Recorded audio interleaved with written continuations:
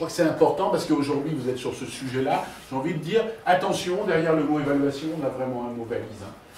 Et on parle de choses différentes. Il y a toute la partie de l'évaluation des compétences des élèves, hein, c'est ce que Jean Antilly évoquait tout à l'heure, qui ne fait pas partie des choses que nous, on travaille dans la classe, mais qu'on travaille selon un certain nombre de principes scientifiques, de principes internationaux. Donc j'entendais tout à l'heure André Antilly mettre en question éventuellement la valeur des évaluations internationales. J'ai envie de dire, je suis parfaitement d'accord avec lui. En particulier, nous, ce qu'on dit toujours, c'est qu'une évaluation ne veut rien dire. Et que c'est la combinaison de plusieurs évaluations qui, à un moment, nous dit des choses sur un système éducatif. C'est pas une seule, toute seule, parce que une évaluation, ça n'évalue que ce que ça a regardé. Et en général, ça ne regarde pas tout. Je prends un exemple, on a beaucoup parlé ces derniers mois d'une évaluation sur la lecture, la compréhension de l'écrit, qui s'appelle Pearls, qui a lieu dans le premier degré. Les résultats étaient plutôt décevants, c'est le moins qu'on puisse dire pour la France. Il s'agit bien d'une évaluation qui s'intéresse à la seule question de la compréhension de l'écrit dans le cadre d'un certain type d'évaluation. Voilà. Et d'autres évaluations qu'on avait fait quelques mois avant sur la maîtrise de la langue d'une manière plus large ne donnaient pas tout à fait les mêmes tendances avec nos élèves français. Voilà. Donc c'est toujours un construit l'évaluation. Et puis il y a la question de l'évaluation des établissements, je l'évoquais tout à l'heure, puis ce sera, on le sait, un des sujets du ministre. L'évaluation du système éducatif, je pourrais citer comme exemple ce qu'on essaye de faire, j'espère qu'on va le réussir correctement, pour essayer d'évaluer l'impact du dédoublement des CP, par exemple. Et puis enfin, la question de l'évaluation de choses plus expérimentales, de dispositifs, de politique publique qu'on peut rencontrer.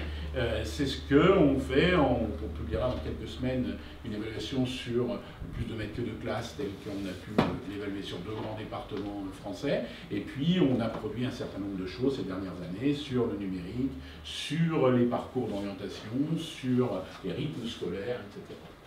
Alors, je crois que c'est important de vraiment bien se rappeler qu'on appelle des choses différentes. Alors, l'évaluation du système éducatif, pardon, c'est un petit peu de pub, juste pour dire, quand on a envie de regarder aujourd'hui l'état du système éducatif, quelques publications qui peuvent vous intéresser. Celle-ci est très technique, vous recevez parfois ça, un très gros paquet, RERS, des fichiers Excel très complexes. Ceci est un résumé, l'état de l'école, géographie de l'école qui donne là aussi par carte tout un certain nombre d'approches, l'Europe de l'éducation en chiffres qui nous permet d'avoir un regard qui permet de comparer la France à d'autres pays.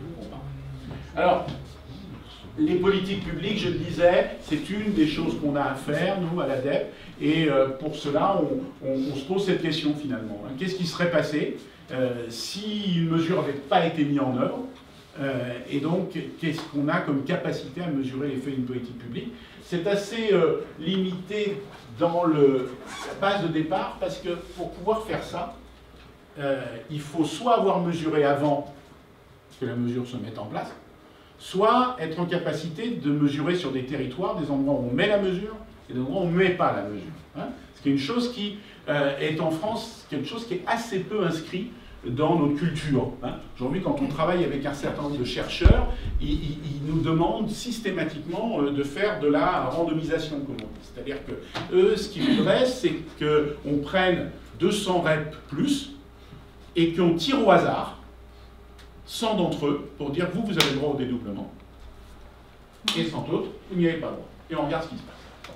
On sait bien que ça, sur le terrain, ensuite, un peu compliqué à expliquer, un peu compliqué à faire passer, c'est même pratiquement impossible à faire passer dans un certain nombre de pays. Voilà. Donc, il faut qu'on trouve des moyens de fabriquer ce qu'on appelle, nous, un contrefactuel, quelque chose qui nous permet de comparer. Donc, soit c'est dans le temps, on a pu mesurer avant que la mesure se mette en place, soit c'est au même moment, et on essaie de trouver des échantillons qui vont être comparables et qui vont nous permettre de comparer, c'est le cas de le dire, les choses. C'est le cas en particulier CP dédoublé, c'est le cas du plan numérique, j'y reviendrai tout à l'heure, où on a essayé d'avoir cette approche-là. Alors, je vous le disais, les indicateurs de valeur ajoutée, j'insiste pas sur les établissements, peut-être plus central, bien entendu, dans l'activité de l'ADEPE et plus dans votre escarcelle de choses que vous voyez passer, que vous récupérez, que vous mettez en œuvre. C'est l'ensemble des évaluations élèves. Alors, juste comme ça, un petit article qui avait été fait sur l'histoire des évaluations standardisées en France, qui montrait qu'on avait eu de ce point de vue-là une politique extrêmement fluctuante dans notre pays, entre des moments où on a souhaité avoir des évaluations exhaustives, certains d'entre vous se rappellent, les évaluations d'entrée en seconde, l'évaluation d'entrée en sixième, qui est de la fin des années 90, etc.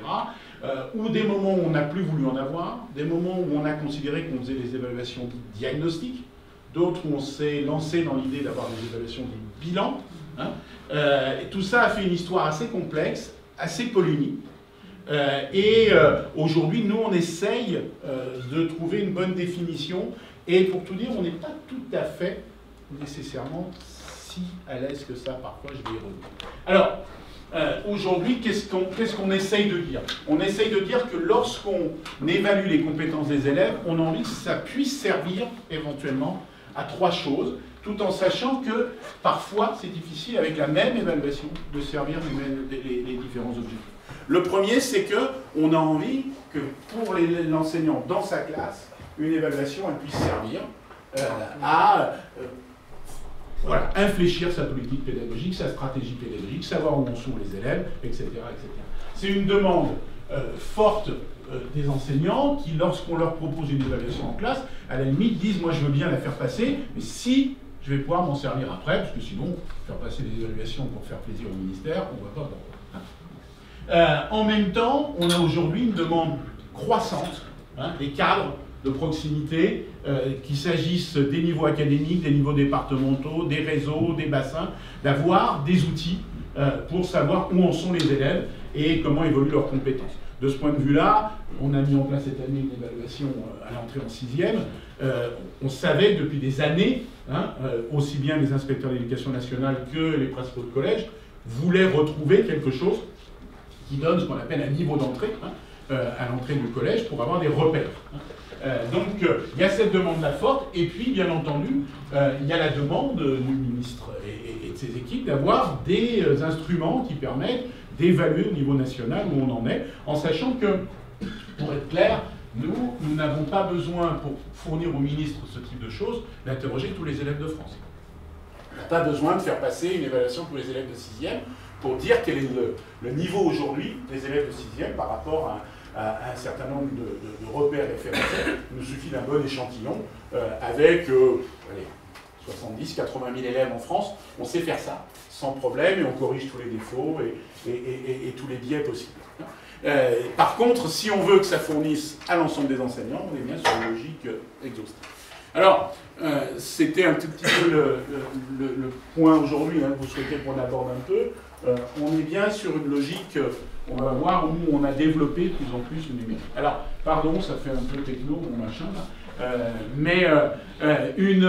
Un petit portrait, je vais revenir de qu'est-ce qu'aujourd'hui on fait comme type d'enquête, parce que ça explique à la fois pourquoi on passe beaucoup de temps à solliciter le terrain, et en même temps pourquoi il nous semble qu'on peut fournir, en termes d'outils de pilotage, aujourd'hui des choses relativement précises. Alors, d'abord, il y a, depuis 2003, donc, une série d'évaluations qui sont très disciplinaires. Vous le voyez, sur ces 5 domaines, tous les ans, un champ est travaillé, et il est travaillé à chaque fois, niveau école, niveau collège, et on a de ce fait des séries historiques sur scène.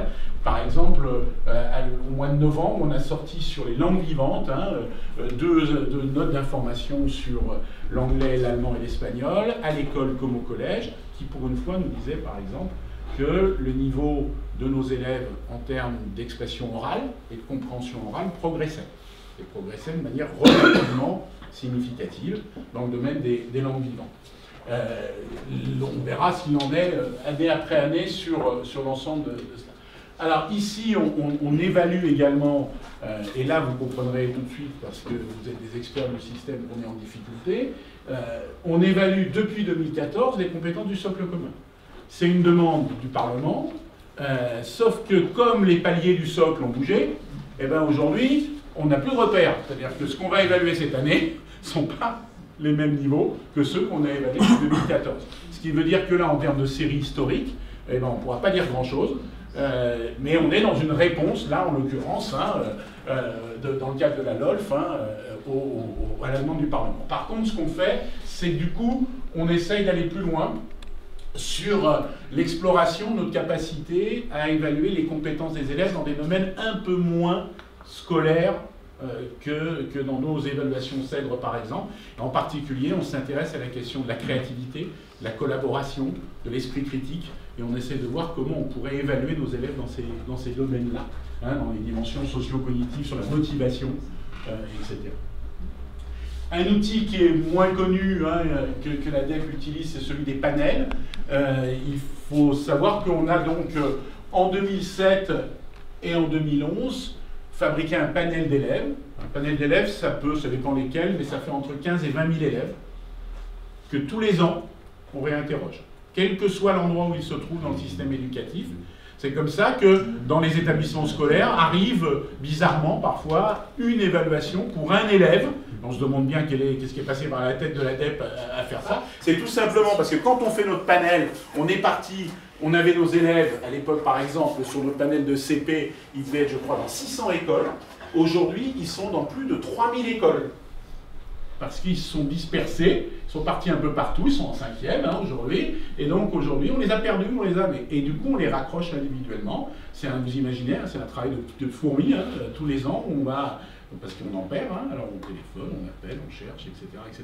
L'intérêt des panels, c'est que c'est du vrai, entre guillemets, on suit de l'individu, et ça nous permet de travailler sur autre chose que les compétences scolaire en tant que tel. On interroge les familles sur leur mode de vie, l'évolution de la structure familiale, les déménagements, etc., etc. Ça permet les chercheurs, par exemple, de s'interroger sur est-ce qu'un divorce a une influence sur la réussite scolaire? Est-ce qu'un déménagement a une influence sur la réussite ou pas des élèves? Est-ce que la naissance d'un enfant dans une famille va influer sur le parcours d'un élève, etc., etc. Voilà.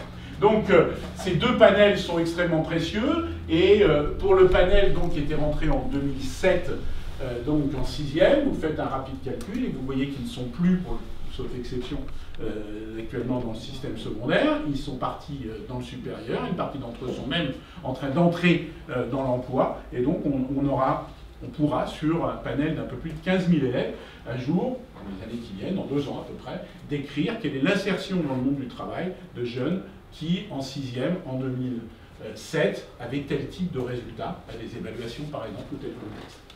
Et puis, on a mis en place un panel sur les élèves en situation de handicap, de la même manière. Alors ça veut dire là aussi qu'on les suit en panel, ce qui veut dire qu'on va aller demander à un collège, à une école, à un moment, de faire passer une petite évaluation. On est en train d'exploiter les résultats de notre première évaluation des compétences scolaires pour ces élèves-là. Très compliqué, extrêmement difficile pour nous, puisqu'on ne savait pas comment se référer, on s'est référé à des classes d'âge. Or, vous le savez, on va trouver dans ces élèves, dans ce panel d'élèves en situation de handicap, des élèves qui à 11 ans vont avoir un niveau d'élèves de 6e, et d'autres qui vont avoir un niveau d'élèves de grande section de maternelle. Voilà. Donc, comment on cale tout ça pour en faire quelque chose d'exploitable? On est en plein travail sur cette question. Et puis, nous sommes donc dans une évaluation de la politique de réduction des classes, de CP, REP et REP+, qui vient de démarrer, qui a beaucoup mobilisé aussi dans les académies. J'y reviendrai après, avec les instruments de tablette en particulier, sur ces classes-là. Un point simplement pour dire peut-être que quand même, sur cette évaluation-là, c'est une grande chance parce qu'il est assez rare, finalement, dans notre système éducatif, qu'on puisse avoir l'occasion de construire un dispositif d'évaluation intégralement avant que la mesure ne soit mise en place. La grande spécialité, vous la connaissez tous dans vos responsabilités, c'est qu'en général, on s'interroge sur l'évaluation d'une action au moment où on doit en faire le bilan et au moment où éventuellement on doit envisager son renouvellement. Et comme on n'a pas pris les éléments d'évaluation au départ, on a tous été les uns et les autres confrontés à cette difficulté-là. Voilà. Donc j'y reviendrai ainsi certaines des questions, bien sûr. Un portrait très rapide de ce que la DEC mène en termes d'évaluation internationale. Là aussi, ça mobilise les établissements, les académies. Donc 4 grandes opérations avec 2 opérateurs principaux, l'OCDE et l'IEA, qui est une association internationale d'évaluation. Donc PISA, que tout le monde connaît. dont la session 2018 va se passer au mois de mai, là, qui va concerner une majeure autour de la maîtrise de la langue. Et donc, là, on est sur une approche, c'est important si on veut essayer de comprendre la différence, une approche par l'âge. On fait passer les élèves de 15 ans en évaluation, quel que soit l'endroit où ils se trouvent dans le système éducatif, ce qui veut dire que pour la France, on fait passer essentiellement des élèves de seconde, quelques élèves de première et des élèves qui ont du retard et qui sont encore en troisième. Hein. On est sur une approche qui est, alors on dit très anglo-saxonne, en fait très internationale, hein, autour des compétences et de leur rapport avec la vie quotidienne et de leur utilité dans le cadre de la vie quotidienne en particulier. Et puis trois évaluations PEARLS qui s'intéressent à la question donc, de la compréhension de l'écrit, TEAMS à la question des maths et des sciences. À chaque fois, on est sur le CM1 ou alors sur le 4e, voire on va sortir bientôt sur les terminales S. Et là, c'est très différent. On est centré sur les programmes et on est centré sur un niveau scolaire. Donc on évalue des élèves qui sont à un endroit du système scolaire, donc ce qui est très différent de ce qui se passe sur PISA. Si on prend PISA, par exemple, pour être un peu caricatural, on sait que pour la France, si on isole la partie des élèves qui sont encore au collège, les résultats des élèves de PISA sont bons, bien sûr. Mais quelle est la part du parcours individuel des élèves et de leur échec, ou du fait qu'ils sont encore en classe de 3e et pas en classe de seconde? C'est une question qu'on a nécessairement quand on les fait passer. En même temps, on n'est pas en référence à PISA sur les programmes. Donc on n'est pas tout à fait sur la même difficulté qu'on pourrait avoir dans ce cas. Et puis, on va faire de l'accéléré. Trois opérations plus exhaustives. L'une, c'est celle des 6e. Je pense que beaucoup d'entre vous en ont entendu parler ou l'ont vécu. Évaluation exhaustive cette année en 6e, dans un calendrier très resserré, avec des résultats qui vont sortir en termes d'agrégés, c'est-à-dire sur les territoires dans quelques semaines, fin mars. On donnera tout un certain nombre d'éléments pour positionner chaque collège, chaque classe par rapport à son territoire, au national, à l'académique, etc. On lance actuellement, avec le conseil scientifique mis en place par le ministre, des évaluations à la rentrée qui vont démarrer. Début de CP, début de CE1 et mi-CP. Voilà. Donc là, une très grosse campagne qu'on est en train de construire actuellement pour se faire... Voilà, là on est vraiment dans la logique repère en début de CP. Point d'étape, hein. Il y avait une volonté du ministre de savoir comment aider les enseignants à savoir où en milieu d'année ils en sont dans l'année du CP. Et début de CE1 dans le domaine des français. Et puis une opération, elle, qui est moins connue, mais qui a beaucoup d'intérêt pour nous, parce que là aussi il y a des séries historiques très importantes. On interroge les élèves au moment des journées défense et citoyenneté.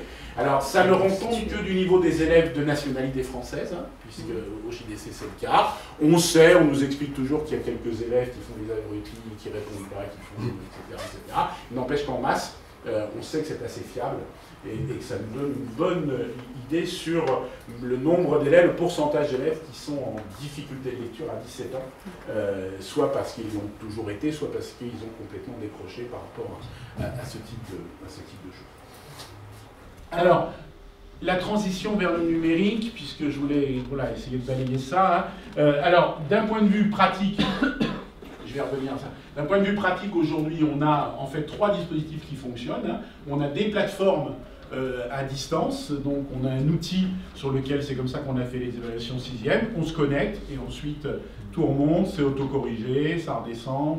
Il y a des problèmes toujours techniques à résoudre, mais globalement 850 000 élèves quand même passés en novembre.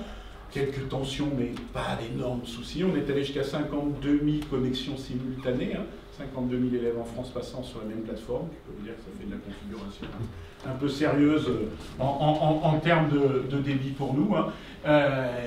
Deuxième type d'opération, et elles sont très lourdes dans les académies, c'est toutes les évaluations internationales qui sont faites sur des clés USB. Alors, ce n'est pas notre demande, nous on préférait qu'on soit sur des situations de plateforme. C'est lié au fait qu'en réalité, on ne s'en rend pas bien compte, mais la France est très en avance sur la plupart des pays de l'OCDE en termes d'accessibilité au débit, au réseau. Dans beaucoup de pays, on ne peut pas faire passer à l'ensemble des élèves des évaluations en ligne, y compris en Allemagne par exemple, où le débit est beaucoup moins assuré qu'en France. Et puis, depuis maintenant 2-3 ans, on a développé de plus en plus les évaluations sur tablette, hein, en particulier dans le premier degré, avec la complexité qu'il y a d'avoir des parcs de tablettes qui circulent, qui sont complexes parce qu'on n'a pas non plus de compatibilité avec l'ensemble des OS disponibles sur le marché. On travaille à ces questions-là un peu. Alors, pourquoi tout ça? Pourquoi du numérique? Pour plusieurs raisons. Des bonnes et peut-être des moins bonnes, même si elles sont à voir. Alors, la moins bonne à voir, c'est que ça coûte moins cher. C'est incontestable. Une évaluation papier à l'ancienne, hein, vous vous rappelez, les livrets qui arrivaient dans chaque collège, dans chaque école, etc., c'est 8 € par élève. Donc le calcul, 800 000 élèves par génération. Hein. Une évaluation de ce type-là, on est à 60 centimes par élève. Voilà. Donc c'est pas tout à fait négligeable. Il y a derrière aussi d'autres avantages, on le voit bien, hein, pour un certain nombre de ces évaluations, il n'y a plus de correction enseignant. Hein. Voilà. Même si ça ne couvre pas tout, on ne peut pas tout couvrir aujourd'hui. On est en train d'investiguer du côté de l'expression orale, comment on pourrait corriger l'expression orale de manière automatisée, la production écrite, on s'interroge, on cherche, hein, on n'a pas trouvé, etc. Mais en tout cas, ça fait partie des pistes. Et puis surtout, ce que ça nous offre, et on n'aura pas trop le temps de le développer ce matin, mais ce que ça nous offre, c'est vraiment des pistes nouvelles. En particulier, on peut créer des types d'exercices qu'on ne pouvait pas mettre en œuvre dans le cadre d'une évaluation papier. Alors, des choses évidentes, hein, de la vidéo, de l'audio, etc. Mais au-delà de ça, on commence à tester des items interactifs, c'est-à-dire des items sur lesquels on va entraîner de la collaboration. La machine va réagir à la proposition de l'élève, et en fonction de la proposition de l'élève, va faire une proposition, l'élève lui-même va réagir, etc. Donc on est sur une collaboration qui se met en œuvre. On fait de l'évaluation adaptative, hein. C'est quelque chose que sur les 6e on a fait cette année. C'est-à-dire il y a ce qu'on appelle un starter, on fait une batterie d'exercices, et si l'élève a réussi de manière satisfaisante, il va monter sur un bloc d'exercice plus difficile. Si ce n'est pas le cas, il va descendre sur un bloc d'exercice un peu plus simple. Éventuellement, on recroise derrière. Alors, on ne l'a pas fait en 6e parce qu'on n'a pas eu le temps, mais on peut faire ça et repartir. Celui qui a fait du plus, on continue vers le plus, ou on va redescendre un petit coup, etc. Ça permet d'affiner le portrait individuel. Ça permet aussi d'ailleurs, et ça nous arrange de ce point de vue-là, de dire que les résultats ne sont pas comparables. Donc on ne va pas pouvoir sortir un score des collèges, puisqu'on n'a pas la même évaluation passée par tous les élèves. Hein. Voilà. Ensuite, ça ouvre des possibilités assez exceptionnelles. Je vais en montrer un petit exemple, même si je ne suis pas spécialiste des maths, moi, sur la question de la mise à disposition des outils. C'est-à-dire qu'aujourd'hui, en mathématiques, par exemple, on expérimente des items sur lesquels on met sur la page d'exercice offert à l'élève tout un certain nombre d'outils. On lui offre la calculatrice, une règle, un tableur, on lui offre l'accès à GeoGebra, etc. Et on garde la trace de ce qu'il a fait. Donc on va pouvoir dire à un moment, pour résoudre tel type d'exercice, voilà ce que l'élève a fait. Il a utilisé tel outil, ou il n'a pas utilisé tel outil, et même quelle démarche il a suivi. C'est ce qu'on voit, là, ce genre de choses par exemple. Là, on l'a testé sur quelques exercices, et sur 2017, on l'a retesté sur 25 exercices interactifs. On est là sur un exercice où il s'agissait d'estimer le périmètre du lac, et on garde les traces de tout ce que les élèves ont fait. Certains élèves ont choisi de faire ce tracé-là, d'autres élèves ont choisi de faire une estimation à partir de ce tracé-là.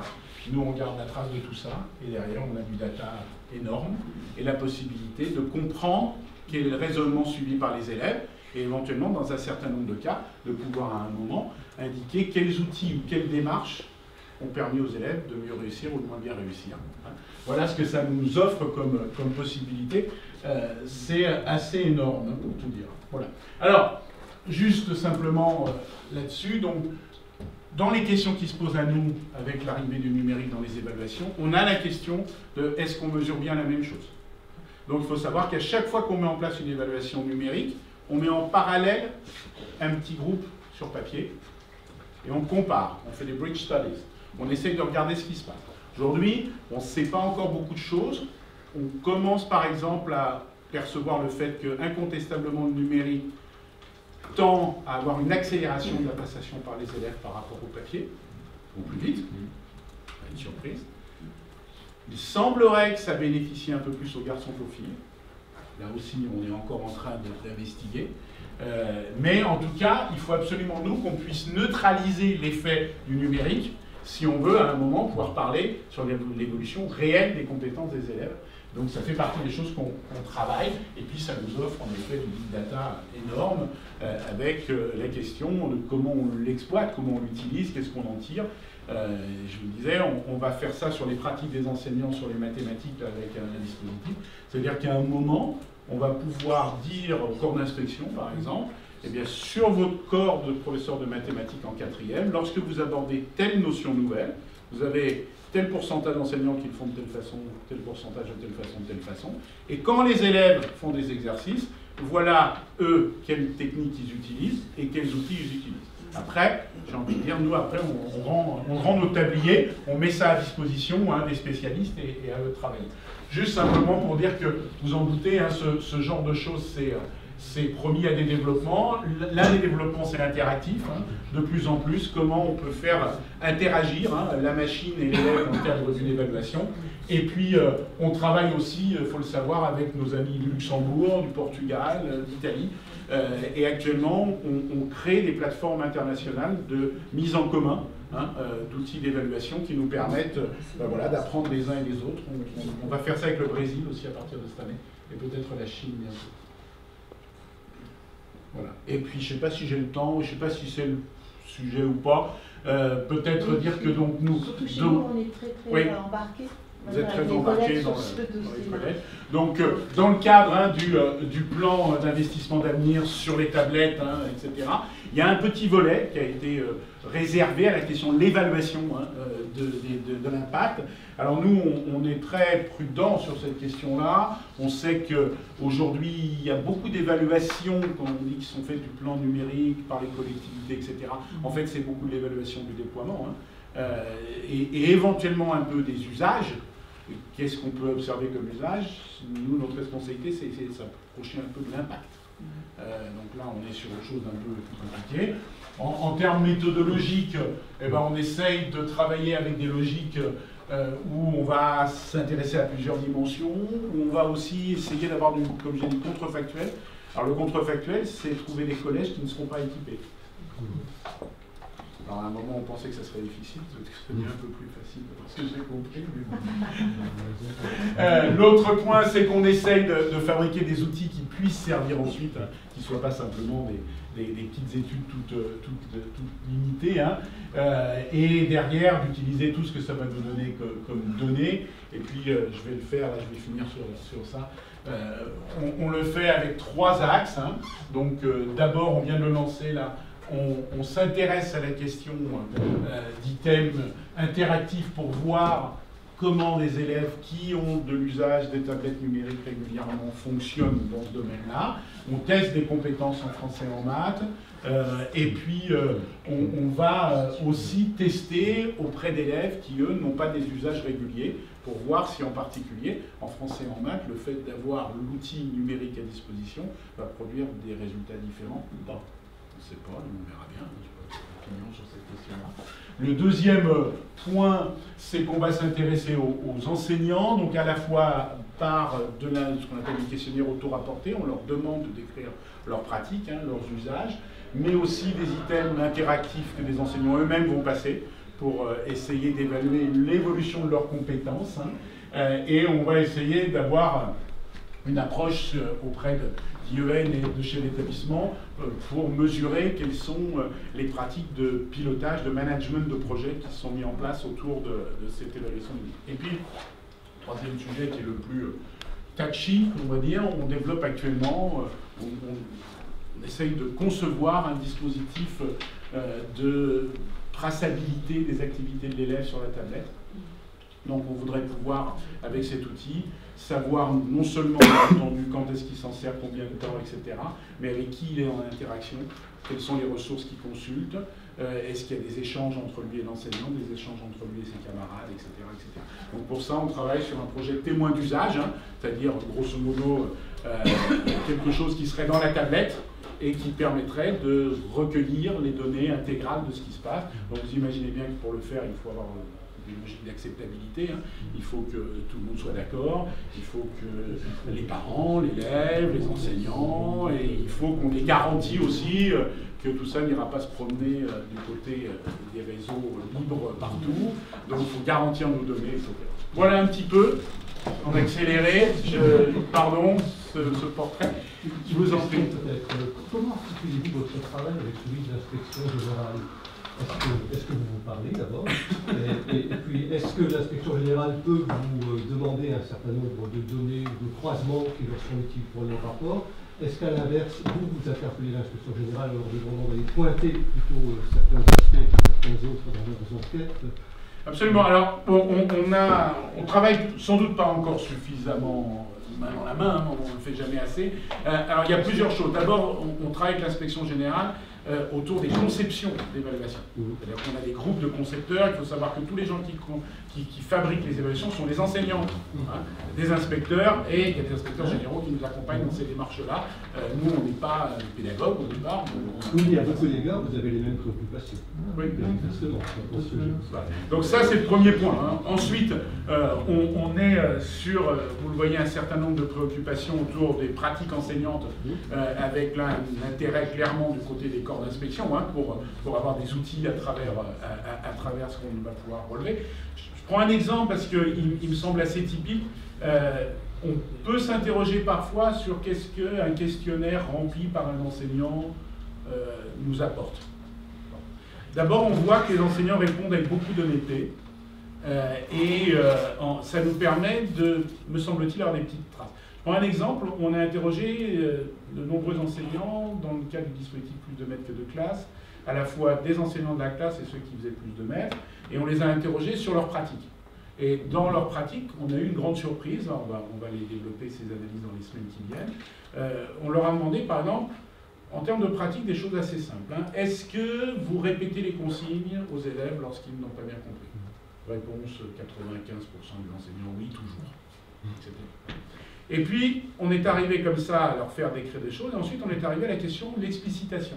C'est-à-dire, est-ce que vous rendez explicite les objectifs de la séance, les objectifs du dialogue, etc. Réponse majoritaire, absolument pas. Et c'est eux qui le disent, c'est pas nous, hein, on ne l'observe pas, etc. Donc on se dit, tiens, voilà, là en l'occurrence les inspecteurs de l'éducation nationale, il y a quelque chose qui peut être intéressant. Si on prend la question de Pearls, dans Pearls, ce qui est peut-être le plus passionnant au-delà des résultats des élèves, c'est ce que les enseignants nous disent sur leur pratique. Ils nous disent par exemple qu'ils font beaucoup moins que leurs collègues des autres pays européens de rapport entre l'écrit et sa compréhension et des lectures autres, la vie quotidienne, des événements qui sont produits dans la classe ou dans la vie de l'élève. Beaucoup moins que les autres. Et ça, c'est les enseignants eux-mêmes qui le disent. Hein. Et donc à travers ça, les corps d'inspection, je pense, disposent d'outils qui leur permettent d'approcher un peu mieux les choses. Et puis, vous vous en doutez, hein, sur toutes les évaluations exhaustives, hein, il est clair que nous, ce qu'on souhaite, et là, cette année est une année un peu accélérée avec l'arrivée du ministre, mais ce qu'on souhaite, bien entendu, c'est que les corps d'inspection, d'une manière générale, l'inspection générale et les IAIPR dans leur ensemble, les IEN également, fournissent l'accompagnement aux enseignants post-évaluation, parce que ça ne sert à rien de donner aux enseignants un constat comme quoi il a X% de ses élèves qui est en difficulté sur tel sujet, et derrière, on n'offre pas les pistes pédagogiques pour l'aider à accompagner ses élèves. Et ça, nous, on ne sait pas faire. Nous ne sommes que des statisticiens qui faisons des constats. Et après, derrière, les cadres doivent prendre le relais. Voilà. Je ne sais pas si, pardon, c'est un peu rapide, dense. Voilà. Vous me dites, hein, si vous avez des questions, il y aura une buffet aussi.